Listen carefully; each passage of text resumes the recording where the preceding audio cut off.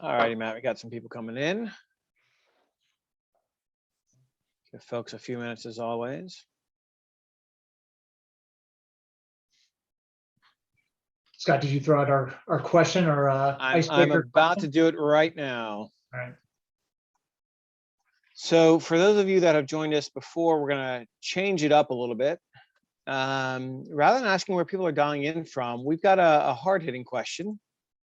We're talking about basically experience engineering today. And Matt and I are curious about, for all of you dialing in, I'm going to put this in the chat here. In your experience, what companies, when you talk to them, whether it's over the phone or via chat, are just different? And we mean different in a good way, right? Who does something a bit different, who handles those conversations a little bit differently than most when you call in with a problem. So we'd be curious to get your feelings here. Okay, Donald coming in with USAA. Yeah, good one. I was just talking to, as we're waiting for folks to funnel in here, I was just talking to Scott about this, and Caitlin, my colleague from Tether as well. And, you know, I was talking about how, I'm not going to mention names here, but a mobile phone company I was with for a really long time, and then I switched over to another provider. And it was really interesting to me how different the agent experience was. By the way, there was the whole switching, when you switch, I have 5 lines in an Apple Watch. I have 4 kids. All of them except for my youngest daughter have phones, and my wife has a smartwatch. It was a nightmare. Like, it was like, and by the way, there's blame to go around. It was partly my fault, partly my previous provider's fault, partly the new provider's fault. But it was so funny. I told Scott and Caitlin, you know, the difference between the new provider, the way that their people engaged with me, and the difference with the old provider was just, I mean, it was shocking, actually. I'll tell you, when I called my old provider, a lot of the conversation started with, you know, I said, hey, I'm having this issue. I'm switching over to fill in the blank company, and one of the numbers hasn't ported over. I know they put in the request, like, it seems to be stuck. Is there an error? You know, and I get the, oh, like, thank you so much. I understand you want to leave our company. Like, this is I understand this is a very important issue for you. Like, in that you must be very frustrated that this hasn't happened. Like, right. Let me read these words on his paper here for you. That's then I called up the new company, and I'm talking to them, and I'm like, okay, so here's the issue. And they're like, all right, got it. Let's see what we can do. Yeah, sometimes this happens. Let me dig into it. And it was just like so obvious that company one, the original company, is still like heads down, reading the script, like ringing the bell on all the QA criteria, right, that they're being held accountable to. And then the new company was like, ditch the script, use your own judgment, you know. And it was a remarkably different, from 2 companies in the same exact industry, 2 really big companies, so different. So, you know, and we're going to talk about this in the next pillar as well, around frontline control. So part of this is actually just about like liberating your people to use their judgment and to engage with people the way they need to. But part of it's also equipping them with the right skills. We're going to talk about that today. So if you haven't already thrown in your answer here, you see in the chat here, hopefully everyone's getting a chance to weigh in. But you see Scott's question there. In your experience, what companies, when you talk to them over the phone, chat, or even email, right, just do it differently? And we mean different in a good way. It just feels different, right? It's a different kind of interaction. And so, who's your nominee? And the interesting thing that I'll throw out there, Matt, is, you know, you're talking about telecom, but we know it happens in other industries as well. Right? Financial services is a good example, and we've got I think the other interesting thing that I'll point out as I look at the chat, you've got a companies named multiple times. So we've got USA a couple times. We've got Delta a couple of times.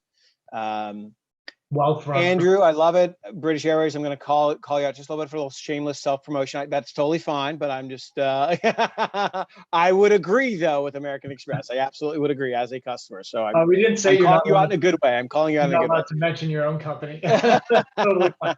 We got some great companies here, so you're by all means welcome. Yes, I would 100% agree with it. So I'm giving you a hard time. I apologize.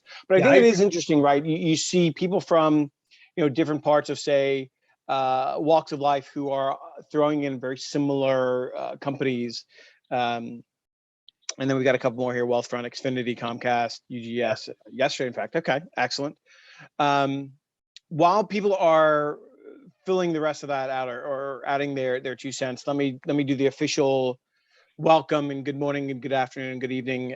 Many of you know I'm Scott Rothman. I'm a market director here with Challenger's Effortless Experience practice, and obviously he is Matt Dixon, author of the Effortless Experience and Chief Research and Innovation Officer at Tether. I'm super excited to have everyone join us. Hopefully everyone in the States had a restful Thanksgiving holiday. And we are super thankful that you are joining us for the 4th session of the official Effortless Experience Book Club. Sorry, I'm whipping through these slides here. No, we're going to be I had some issues before with this. I just want to leave it up on full screen mode here, so I apologize, everyone. Totally get it. Here we go. All right. Well, as Matt alluded to, we're going to talk about chapter 4. Just because there's nothing you can do doesn't mean there's nothing you can do. And this chapter is another good one. It gets into the concept of experience engineering, which is using a communication technique to help improve how a customer perceives the interaction, even if there's nothing really else the rep can do.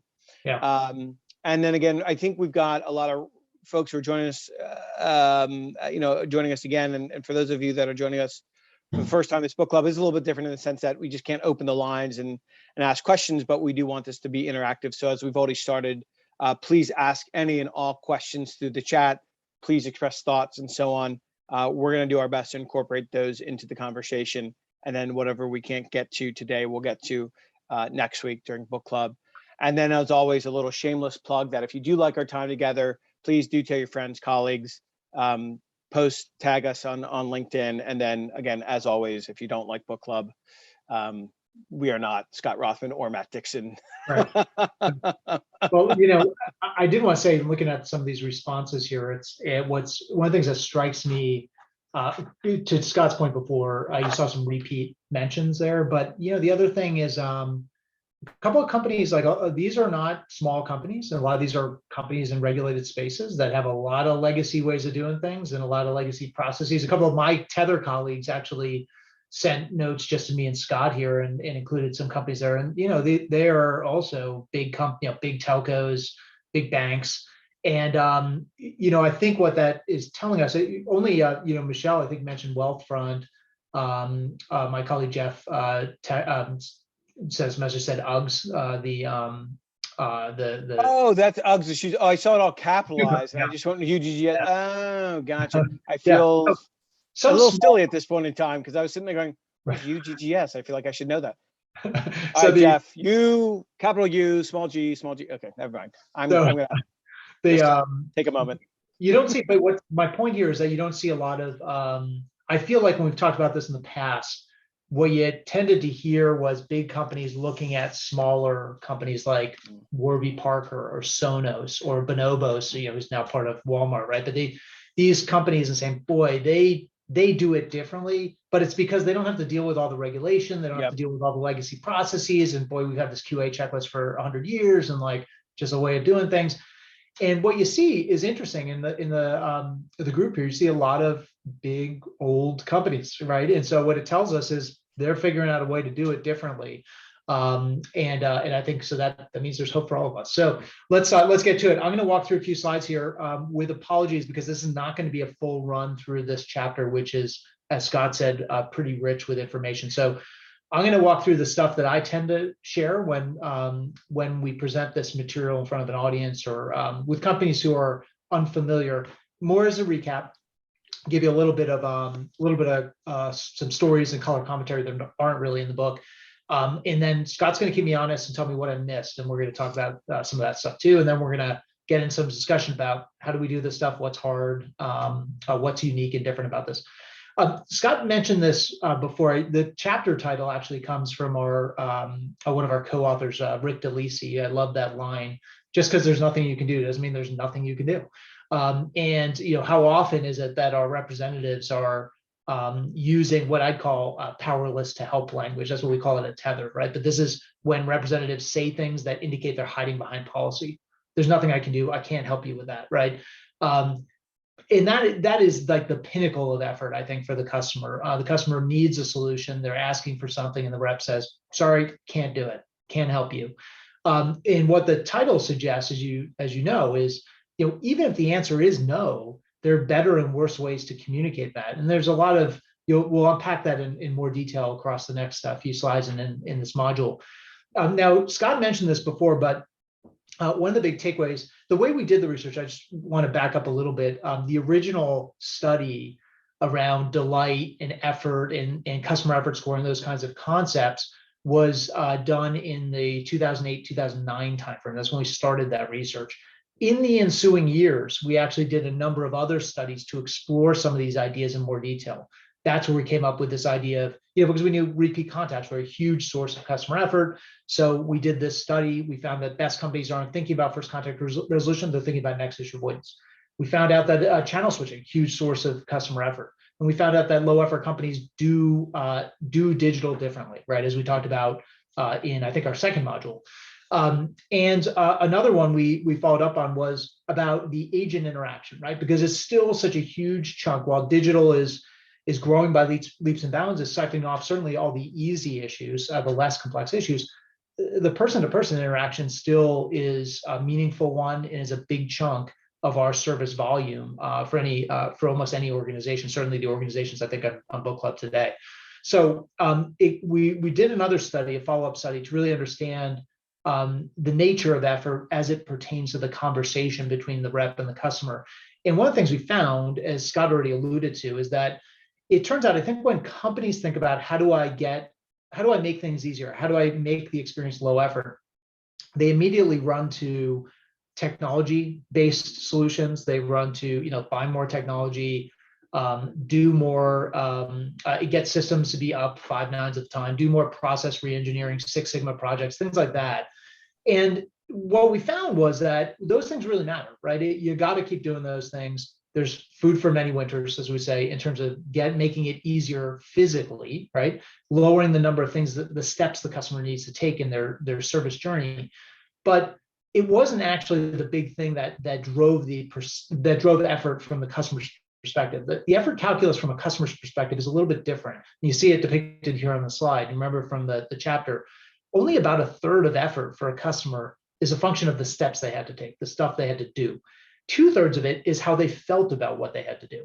Now, the obvious implication of that is your people, your frontline people, whether those are representatives talking to customers over the phone, whether those are representatives engaged in chat or email interactions, ticketing or case-based interactions, whether those are agents in more of a multi-channel or an omni-channel platform, right? Engaging across, chat and phone and what have you.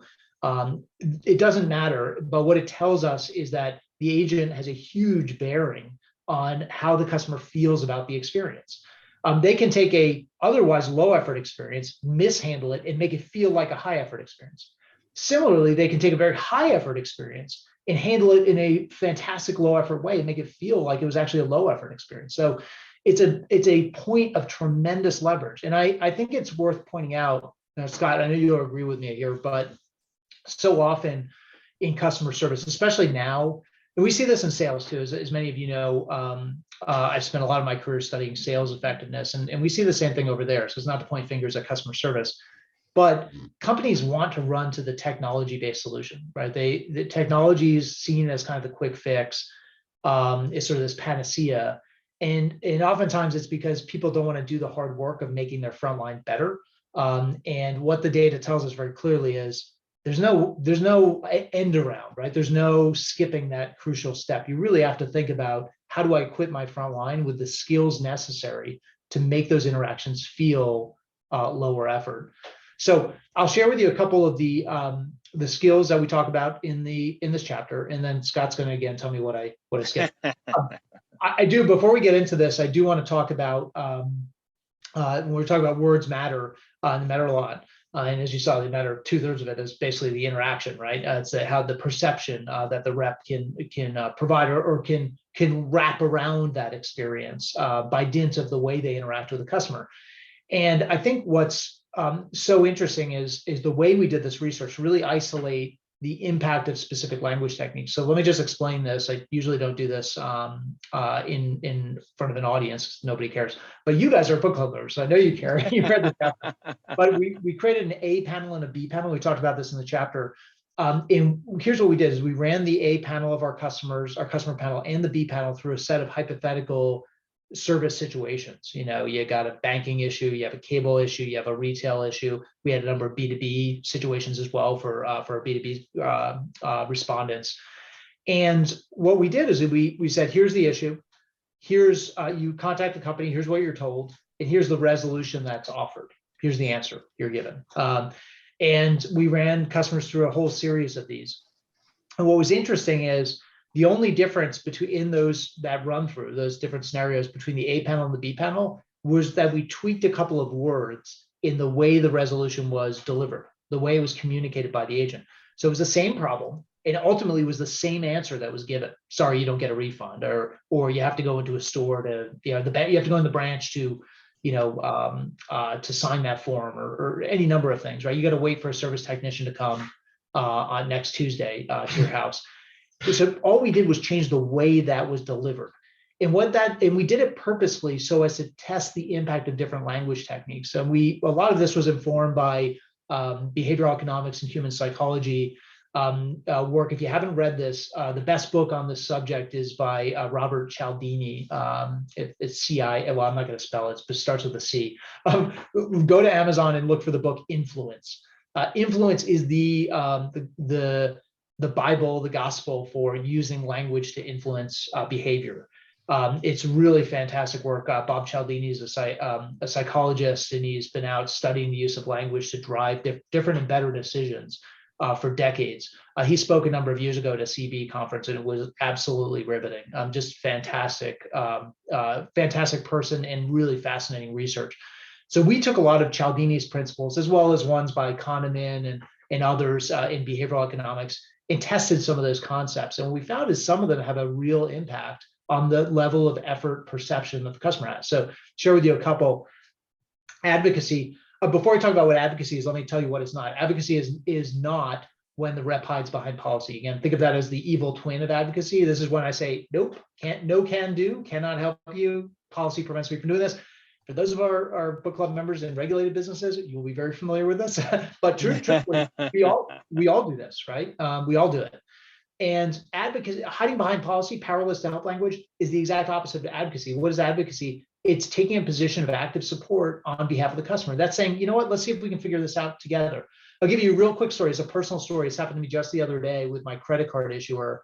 Scott, if I already told the story, tell me. But it had to do with some travel rewards from my credit card issuer. I'd racked up, like many of us, had used my credit card a lot over COVID, had racked up all these points eligible for travel redemption, but hadn't traveled, right? So I had like $4,000 of rewards points available. I went and bought, because I have 4 kids and they like to ski, and we're going to go skiing over the holidays.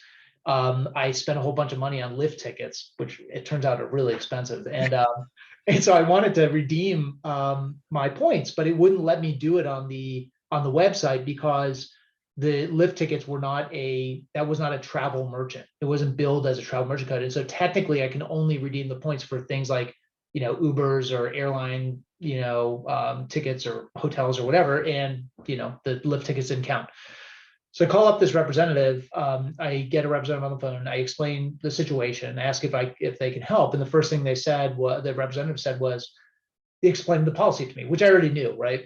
Nope, sorry, this is only for travel related purchases. I see you have a $5 Uber ride you took, or a $15 Uber ride you took 3 months ago. We can apply it against that. And I'm like, but you don't understand, I have $4,000 worth of points and I don't live on a ski mountain. So by definition, it is for travel. He said, well, I get it, but it's not coded that way. So I said, let me talk to somebody else.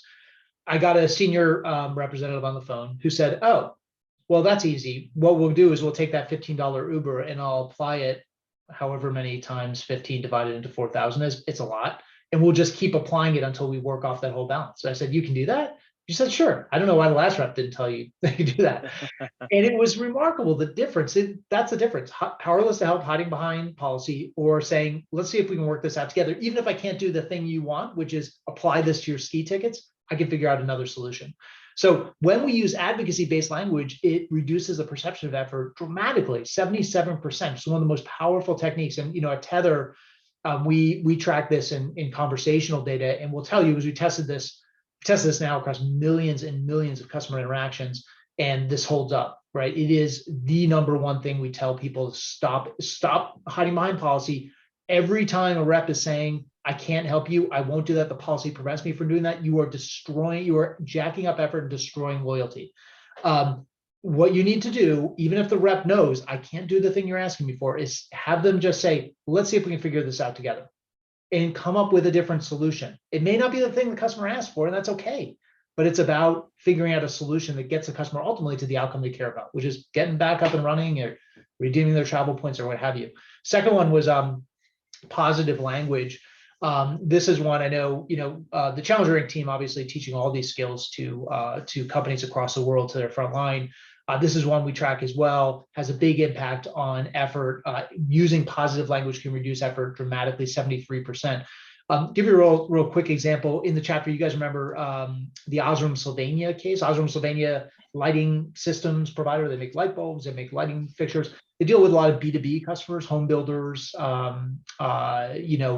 big box stores, hardware stores, etc. And they're often in the situation where, especially these days with COVID wreaking havoc on supply chains, where they call up the Osram and they ask for, hey, I need 50 of this specific lighting system for a new apartment building. We're at the electrical phase. I put in this order. I need these devices, and they're told sometimes those things are not in stock. And these days, who knows when they're going to be back in stock? And so the customer is often told, sorry, those are out of stock right now. They're back ordered. And then that leads to a very unproductive exchange. Well, we're going to have to send my folks home. Like, they can't keep working. Like, we can't go to the drywall phase until we finish this. And they're holding up the whole show here, and this is costing me money, putting me behind schedule. And what they figured out was a better way to answer these stock out questions was to have their reps instead say, the good news is those will be back in stock in 2 weeks' time, and I can have them shipped directly to the work site, right? So it's the same answer the first rep was going to give, but in a positive way, and it dramatically reduces the level of effort. The other story, in memory doesn't serve, if this was in the book, Scott, you'll have to tell me, because I reread chapter 4 before Thanksgiving, and then there's been a lot of food consumed since. I don't totally remember this, but one of my favorite stories on positive language is what Disney does, which is, so rather than telling customers, when they ask their cast members, saying the park closes at 9 p.m., which drives unproductive exchanges about, how expensive the park access is, how expensive tickets are, the hotels are. I have teenage kids. What are they supposed to do from 9 o'clock to 2 a.m. when they go to bed? What Disney does instead is they have their cast members say, the park stays open until 9 p.m. It's the same exact answer. If you're there at 9:05, you're getting escorted out, politely by some security guards dressed as Disney characters. If you stay until 9:15, the guys without the customs come out. they will manhandle you out of the park. But it's interesting because Disney's actually found out through their own A/B testing that when people get the good news version of that bad news answer, they are much happier with it. They're much more content. They spend more in the gift shop. They say better things on TripAdvisor. They come back more often. And it doesn't lead to those unproductive exchanges with their staff. And then the last one, this is the one I'm a little bit leery of, but it's kind of one of my personal favorites, is anchoring. Anchoring is a Cialdini special, which is sequencing the thing you want the customer to pick within a range of options that makes that option seem better than it really is. So I'll give you my favorite story here. Scott, do we tell the airline story in the book? Yes, although I'm blanking on the page. It starts out, I think the chapter starts out with that example. Okay, yeah. Yep. So this is a great one. I won't retell the story, but this actually came from, I'll out him on this. This came from Rick DeLisi, one of our co-authors. Rick worked for a now defunct airline that ran out of I think it was Independence Airways. I could be wrong. Rick is gonna. That's right. It is, okay. Yep. So Rick, for a while, he was head of communications, but their head of customer care left, and he had to stand in for a period of time as the head of customer support. And he said one of the most fascinating things was during these airline, cancellation events, these flight cancellation events, how their best reps never got into these unproductive back and forths with customers. And they realized that it's because everyone else was saying, sorry, you can't get on the flight till this time. And their best reps were making the customer think there's a chance they would get a flight even later than that, then put them on hold, and then come back and say, great news, I got you on the 5 p.m. tonight. Whereas everyone else is getting yelled at for that answer. These reps were getting thanked for that answer. Now, the airline made them stop doing that because they said it was unethical, which it arguably is. But it's still a cool story, because what it shows you is that when people believe the outcome could be worse, the option you're giving them actually feels a lot better. Now, what's interesting, I don't believe this is actually in the book, but after we were out there presenting this material, I remember in a meeting, I presented this, and the head of customer care at a cable company was in the audience, and she said, I love that anchoring idea. And I was thinking, how would you apply it? We talked about it. She said, it's interesting. For us, we don't have flight cancellations, obviously, but what really frustrates our customers is the all-day service appointment. People hate that, because they've got maybe not so much today because we're all at home all the time, but in the good old days when people traveled and they went to their jobs and their offices, it was disruptive for people. I had to stay home from work. I had to tell my boss I had to work remotely. I had to skip meetings. It's a pain. I got to be there all day. And we all know the technician shows up 5 minutes after the window's over, right? Now, the cable company does that in their defense because they don't know how long one appointment's going to take and another appointment's going to take. One takes 5 minutes, another takes 3 hours. And so they can't give people a specific time. And they know people need their internet and their TV and all that stuff up and running quickly. So that's the best they can do. And she said, but customers don't understand that. Why can you put people on the moon, but you can't give me an hour window than 8 hours? And so what they started doing was giving customers a choice. Instead, I can give you an all-day service window tomorrow, or I can give you a scheduled window for a 2 hour window, but the next available 2 hour window we have is 3 days from now. And it turns out when customers get that option, they all pick the all-day service window, and they're really happy to take it. And they're grateful, actually. They thank the cable provider for this.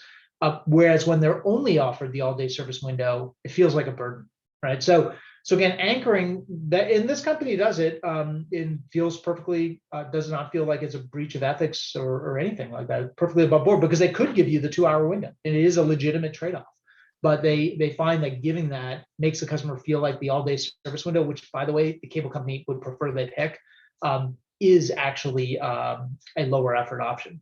So those are some of the ideas I like to share. Now, there's a lot I skipped here. Scott, what I miss? There are a couple things that I do want to call out, but there are a few things that I want to just mention before we get there, which is, when you were talking about your experience with your points, I think one of the things that you talked about, but maybe is worth spending a couple more seconds on, is the importance of consistency. Yeah. Right. So you spoke to one agent, wasn't helpful. You spoke to the next agent, that person was helpful. And it just seemed like that was easy. Yeah. And I think, this is where it becomes critical, right? It's, hey, how do we get that experience you had the second time to happen the first time, and happen to for the next person that calls and has that same issue? So no matter who I speak with, I'm getting that type of experience. And I'm the self-proclaimed king of repeat calls, because if I get that experience the first time around, I'm going to hang up, I'm going to call back again, and then I'm going to get the second person that you spoke to. Yep. You're going to agent shop. Yeah, exactly. So I think consistency is incredibly important when we talk about these skills, and making sure that our entire organization has these skills. And by the way, Scott, can I add on that? Because I think that's really important point. Consistency, I think for many in customer service, has long meant deliver not the same kind of interaction. That's what you're talking about, but the same actual interaction. So when contact centers tend to think about consistency, they go to, we need to answer the phone the same way with every customer. We always need at the end to say, thank you for being a loyal customer of Acme Company. We always need to say these words, and they get really kind of tactical. That's not what we're talking about. In fact, there's a different case we can talk about from Bradford Bingley, who's also in the chapter. That was going to be one of my call outs. Yeah, that's absolutely not the right way to. So we'll save that one for a moment. But what I think Scott is talking about is consistent level of ownership and using these techniques. And so what we don't want is the kind of situation that I had, where the frontline agent who answered that call from my card company gave me the hide behind policy answer, and I had to get escalated to somebody else to get I'll take care of this answer. And that, by the way, that person could have done this too.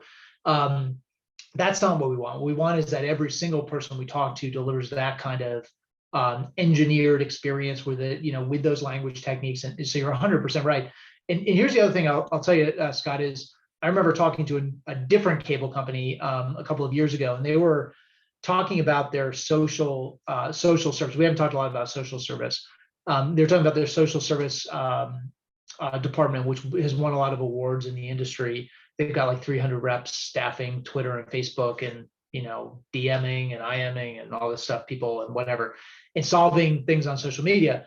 And they were talking to us about, I was in for they brought in a number of researchers, and we were being presented to by this company, and they were talking about how they were so proud of the fact that they'd taken their best agents off the phones, that when they reach a certain level of performance, they take them off the phone and they put them on the social team. And when they join the social team, there are no rules, like like they are allowed to do almost anything. So what I was thinking was, and I didn't want to, everyone thought this was really cool. I didn't want to be a buzzkill, but I was thinking, like, aren't you inadvertently teaching your customers that the way you get the best service for the people who can do anything for you is by publicly complaining about your company? Like, that doesn't seem like the right thing to do. And which I think is exactly what they were doing. But again, that's those can have dramatic cost implications for us, right? And brand implications. That example I talked about, I think about Scott's example. I call back 5 times to keep agent shop until I find the person who delivers the kind of experience I got 2 months ago when I called. So anyway, Scott, go ahead. Well, yeah, no, I was not to go too far down this rabbit hole, but I mean, I think we've all probably gotten to a point where we do tweet, we send some sort of social media message, and you get an email back, and this is no kidding, happened to me multiple times, where you get an email back from someone in customer service, but you see in the signature line, it reports, directly to the executive office. Right. The signal, hey, we take this seriously. And to your point, you go, well, why don't I just contact you from here on out, right? Why don't I just tweet instead of going to the 800 number? Yeah. The other thing that I'll mention, we were talking about advocacy, and I think one of the things that often gets lost in teaching a skill like advocacy is it's very easy for organizations to say, hey, just go advocate for a customer, go advocate on their behalf. It's another thing to break down what advocacy actually means and what you want to do. And we break it down into five I'll call them categories or areas. And one of those is teaching reps how to provide value. And if I think about your second example, that's exactly what this rep did. Advocated on your behalf and delivered some value to you. We went, wow, right? And that is just not your typical behavior. And the last thing I'll mention, which leads us into the other thing that you, I think, missed out on that I do want to mention, is what I find is there's often a bit of a disconnect when it comes to experience engineering. And what I mean by that is I talk to so many organizations who will say, oh, we love the book.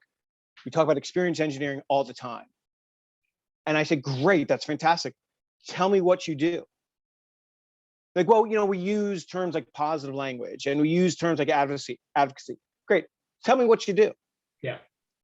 And it's kind of where the rubber hits the road in a sense, or there's some sort of disconnect between leadership and the reps, because there's an understanding of what experience engineering is. It's a whole nother thing around actually practicing and applying it. And the reason why I like you mentioned the Bradford and Bingley case, that's one thing I was writing down, and also the Loyalty One case. So you talk about those starting on page 102. But to me, 102 on, the whole chapter is great, of course, but from 102 on, there are practical, tangible exercises that organizations can actually employ or deploy, I guess.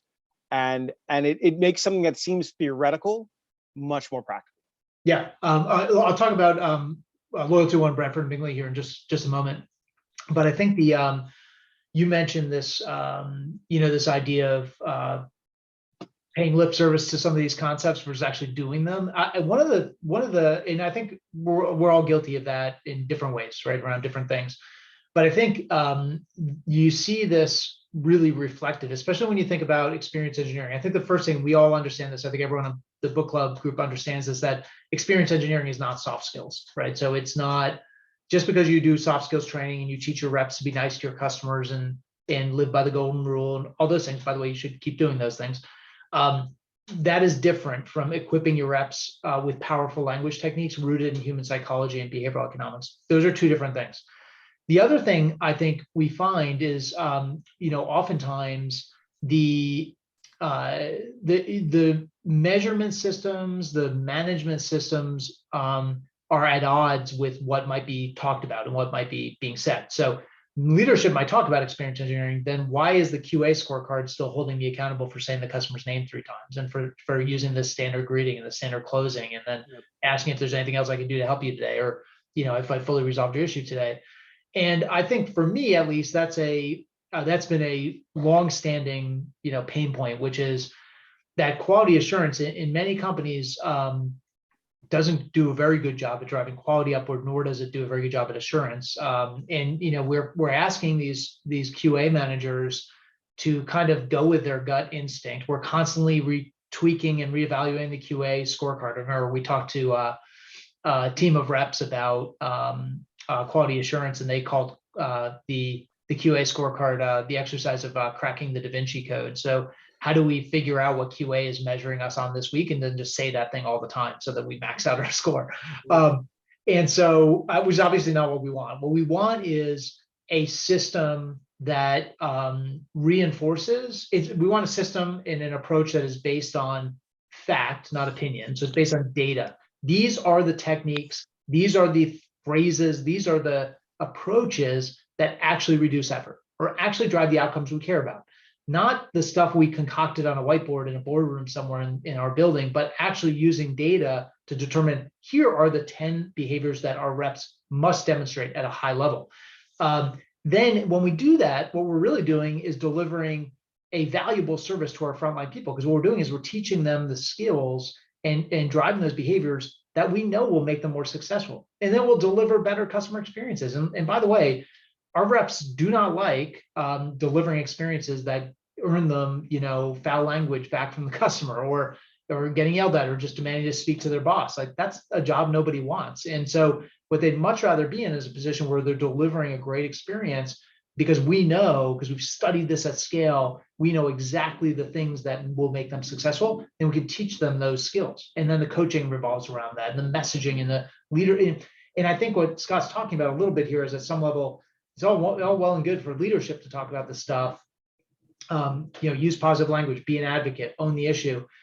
But when that's not reflected in how we measure and hold our reps accountable, how we train and develop them, how we coach them, how we performance manage them, then there's a real disconnect there, right? And so those things have to be aligned. I think to your earlier point, when those things aren't connected, right, then there's the choice of, hey, do I get paid? Or do you do all these things that we've just been talking about? And, every day of the week on, and on Saturday and Sunday, well, I guess that's part of the week, right? Every day, every weekday, and every weekend, right, we're going to choose to get paid. Yeah. I like Michelle's got a great point here too about, you've got to also ultimately make sure that what you're holding your people accountable to is the thing you're holding your company accountable to, right? And I think it's powerful as well. We talk about this in the book, that line of sight. We'll talk about this later, but that line of sight between what the company is trying to accomplish and what its values are and what its mission is in the market, all the way down to what the rep is doing in this phone call or this chat interaction. So great point, Michelle. The other 2 cases Scott mentioned in this chapter worth discussing a little bit. One is the Loyalty One case, and the other is Bradford and Bingley. Let me start with the Loyalty One case here, which is this idea. Really, if I were to boil it down, it's this idea of making purposeful small talk with our customers. And this is something, if we think about, how often do our customers call us up and they ask for something, and the rep's thinking, I know I'm not gonna be able to do this, but I'm gonna put you on hold and I'm gonna, futz around over here, or maybe I'm not gonna look in the system, and I'm gonna put you on hold and act like I actually put in the effort, and then get on the phone and say, sorry, I can't do the thing you asked me for. And Loyalty One's in a very unique business. I mean, they don't get paid unless a customer redeems their points for travel. And so they are very focused on, how do we make sure this customer gets off the phone having redeemed some points for a trip, so that we as a business get paid. And what a lot of times this, and everybody knows this who has a loyalty credit card, when you go to redeem it for flights or hotels or things like that, all the seats on the flights you wanted are gone. And, especially if it's last minute travel, like, there's no way you're going to be able to redeem your points for what you want. And so those customers are often calling up, making these like crazy requests. Like, I want to take my family to Hawaii next week. And the rep says, put you on hold. They're quiet for a couple minutes. I checked, no flights to Hawaii, next week. You're out of luck. And so that leads to but the customer's always right. And I spend all this money with your credit card. And I knew I wouldn't be able to use these points, all this stuff. And it just becomes very unproductive because it becomes a battle about, getting the specific thing I asked for. And what Loyalty One has taught their people is don't put the customer on hold, but see if they'll engage in some what they call purposeful small talk. Try to find out what they're, have you been to Hawaii before? Has your family actually even ever traveled to the West Coast before? They haven't. No, interesting. Okay. So are you making a big trip of this? Or are you looking to just get straight there? Like how much time were you looking to spend there? Okay, great. Oh, you're just doing this one island? That's interesting. Okay. And then the rep's thinking, I can't get you to Hawaii on the flight you want. But what I can do is do a stopover in Chicago and overnight there, and then another stopover in San Francisco, and then get you to Hawaii, maybe for a shorter trip. But you told me you're going to one island, so I think that's totally doable. And then you kind of come straight back. And so that actually, now knowing what you're trying to accomplish, that is actually a perfectly acceptable resolution, because what you really want is to take your family on a trip. And you want to kind of check a couple of boxes, some place you want to go. And I can actually try to get you there. But if I make this call about delivering exactly what you asked for, it's going to end up in an unproductive exchange if I can't give you that thing. So think about what's the ultimate objective the customer's trying to get rather than the specific thing they asked for. Can I point one thing out here, Yeah. Matt, which is, when we talk about purposeful small talk, a lot of times people mistake that for a rapport building, right? Hey, how's the weather? How was Thanksgiving, et cetera. And I want to be clear, that's not what purposeful small talk is. I mean, all that other stuff is good. It helps build rapport. Who doesn't want those things? But that's not what we're talking about here, Yep. right? To your point, purposeful small talk is all about how you can help the customer in a different way, how you can continue to add value and use that information to apply to the solution that you're providing. Yeah, it's about being a detective, right? You're trying to suss out information, try to figure out what are you ultimately trying to get? Because I know, look, our reps know a lot more about how to get the customers ultimately to the destination they want, or the outcome they want, than the customer does. The customer just calls in and makes a very specific request, but they don't understand all the other opportunities there are to get them to that final outcome. That's the other thing. I know that customers often know what's wrong, but they don't know what's possible. Yeah, that's right. And that's truly where a rep can come into play, or an agent come in and really make a difference. Yeah, really really well said. The other one is Bradford and Bingley. So Bradford and Bingley, this is one of my favorite cases.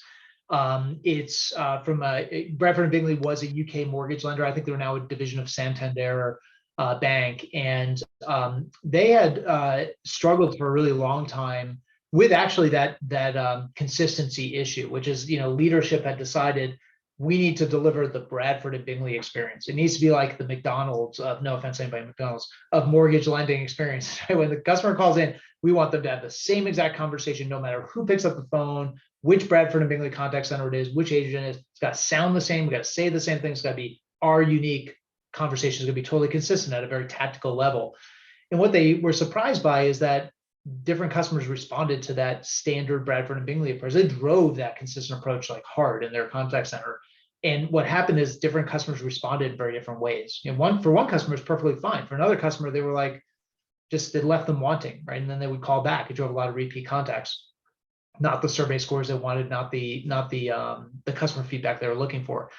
And then they stumbled upon what I think is a brilliant observation, but one we probably already knew, though I think we often forget in customer service, which is that while we are trying to be consistent with our customers, it turns out customers are very inconsistent people. And so they enlisted the help of a training company to come in and actually teach their people to do personality-based issue resolution. So the way it works is reps, they're not asking customers questions, like they're not putting the customer on the psychologist couch and asking about their history to really understand their personality, but they're listening for specific cues from the customer that tell the rep which one of 4 personality types the customer falls into. So I won't go through all 4, but you might end up with a controller type of personality, right? This is a customer who's just like, just the facts, get it done. I want to get off this phone very quickly. I don't need to know why this happened or any cut the small talk. Let's just go. But you might have another customer who is desiring more of the explanation of like, why did this happen? Like, what was the reason? And assure me this isn't going to happen again. Like, help me understand, like, what was the misstep? I'll give you a quick example there. I had an experience today of a product where I need some replacement parts. They're probably stuck in China or on a boat from China or in like the harbor in LA. I don't know, but it's taken forever for them to arrive. The replacement part set has 7 pieces to it. I got 5 of them showed up. And then I was told the other 2 that I'm missing are on back order until January or February now. And I ordered this in September. And so I was like, well, what do you mean? Help me understand. Did the rep who put the order in order all 7 pieces? Or like did they get lost? Like I need some more here because you're telling me they're going to show up in January, February, but you already told me that back in September, and I only half of a kit showed up. And so I needed a bit more explanation. Sometimes we find customers like that, like me, who just need a bit more of the background. Sometimes you get people like Scott who just want to, good laugh and want to talk about the weather and the UVA basketball game and whatever Scott likes talking about on the on the phone with reps, right? Well, perception is in the eye of the beholder, right? It is exactly.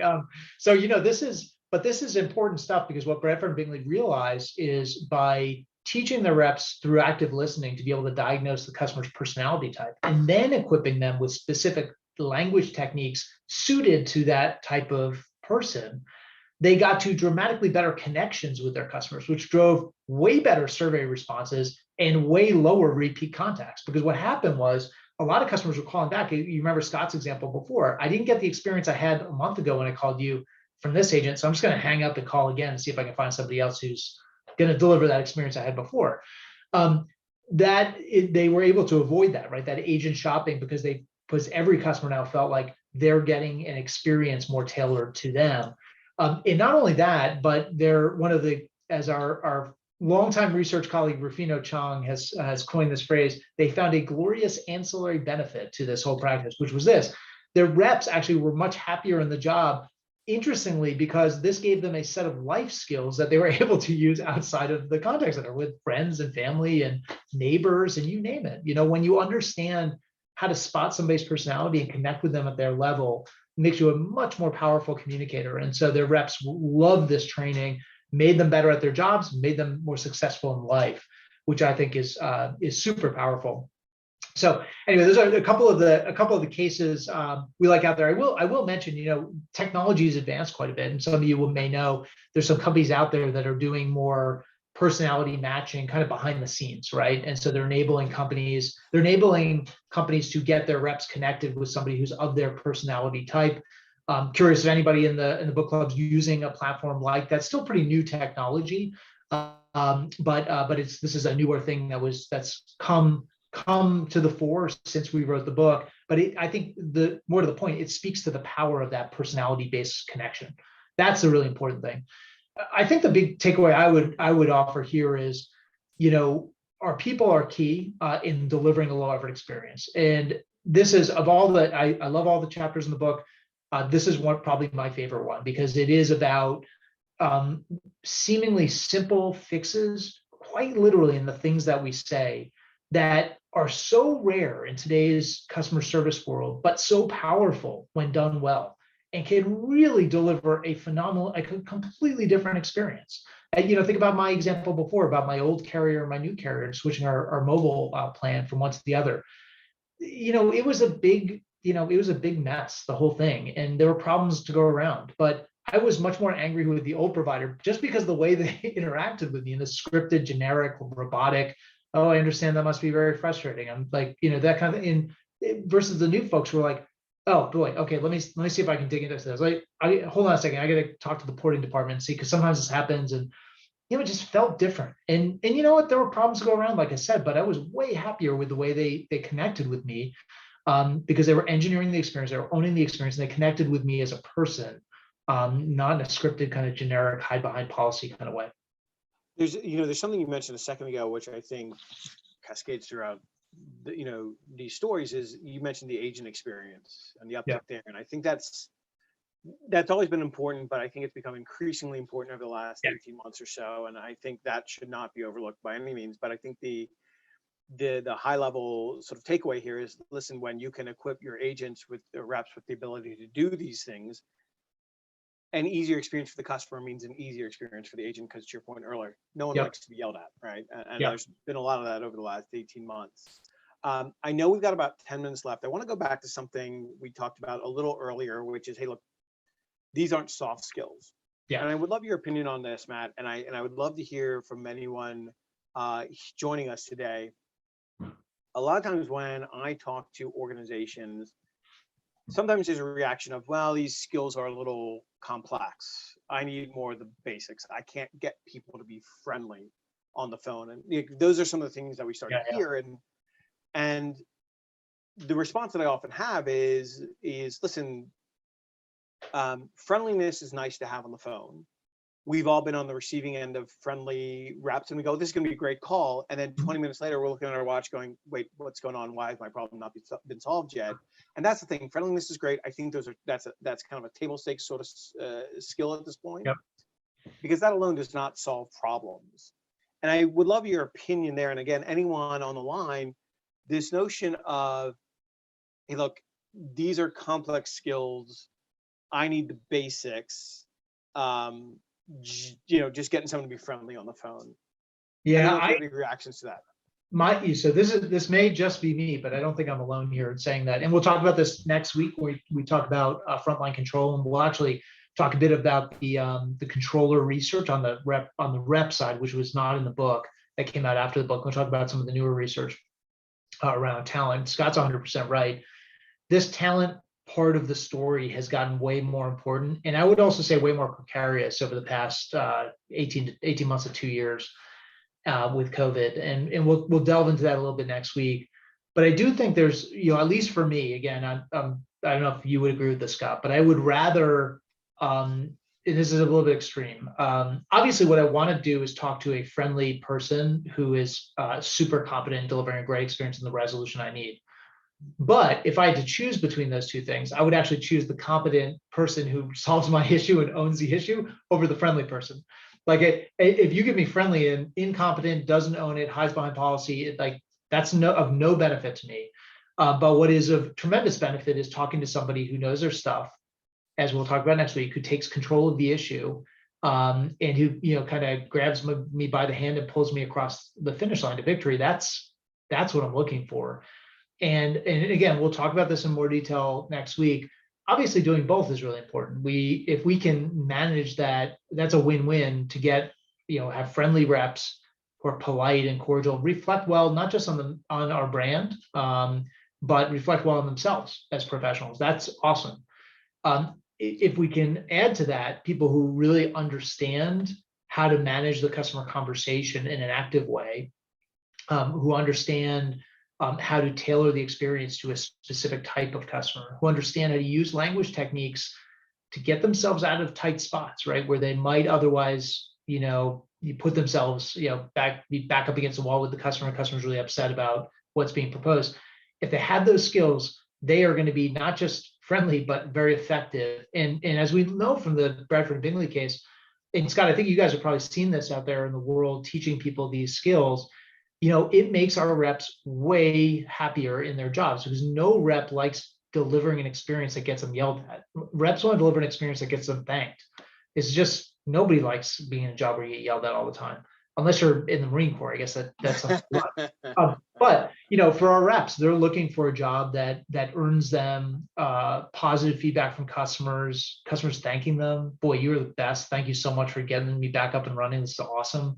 I hope I get you next time I call.